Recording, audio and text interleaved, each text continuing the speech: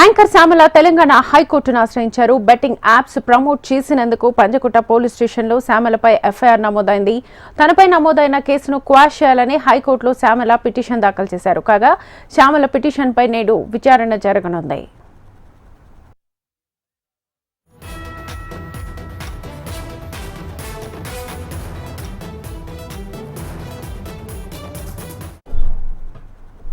Anchor Shyamala Telangana హైకోర్టును ఆశ్రయించారు. Betting apps promote చేసినందుకు పంజగుట్ట పోలీస్ స్టేషన్లో శ్యామలపై ఎఫ్ఐఆర్ నమోదైంది. తనపై నమోదైన కేసును క్వాష్ చేయాలని హైకోర్టులో శ్యామల పిటిషన్ దాఖలు చేశారు. కాగా శ్యామల పిటిషన్పై నేడు విచారణ జరగనుంది.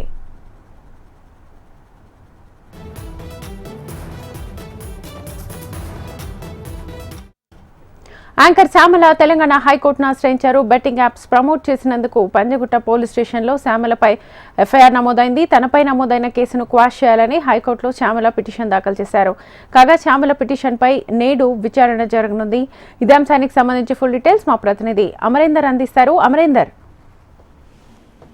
తెలంగాణ హైకోర్టును యాంకర్ శ్యామల ఆశ్రయించారు. ఇప్పటికే పంజాగుట్ట కేసులో నమోదైనటువంటి ఆ ఎఫ్ఐఆర్ ని వెంటనే క్వాష్ చేయాలని, అందులో ఎలాంటి నాది తప్పు లేదంటూ ఇప్పటికే హైకోర్టు ఆశ్రయించడం, క్వాష్ పిటిషన్ కూడా దాఖలు చేయడంతో క్వాష్ పిటిషన్ సంబంధించిన విచారణ ఇవాళ జరగనుంది. ఇప్పటికే మనం చూడొచ్చు, ప్రముఖులంతా కూడా ఏదైతే నిందితులు ఎఫ్ఐఆర్ లో ఉన్నటువంటి నిందితులందరూ కూడా తప్పైందంటూ కొంతమంది చెప్పుకుంటూ వస్తున్నారు. మరికొంతమంది మాత్రం అది 2017 ఏదైతే తెలంగాణ ప్రభుత్వం బ్యాన్ చేయకముందు చేసిన వీడియోలు ఇప్పుడు ప్రమోట్ అవుతున్నాయి అనేది అంశాన్ని ప్రస్తుతం ఏదైతే సినీ ప్రముఖుల వైపు చెప్తుంటూ వస్తున్నారు. మరి యాంకర్ శ్యామల కూడా 2017కు ముందే ఈ వీడియోలన్నీ చేసింది అని ప్రస్తుతం హైకోర్టులో పిటిషన్ కూడా దాఖలు చేశారు. ఈ క్వాష్ పిటిషన్ పై విచారణలో కీలకమైన అంశాలు ఇప్పటికే ఆ పిటిషన్ తరఫున న్యాయవాది ఇవాళ ఏదైతే కోర్టుకు తెలుపుతున్నారు. తెలిపిన తర్వాత న్యాయమూర్తి ఇవన్నీ ఏదైతే వాదనలు విన్న తర్వాత మరి ఏ విధమైన చర్యలు తీసుకుంటారు, క్వాష్ పిటిషన్ కొట్టివేస్తారా లేక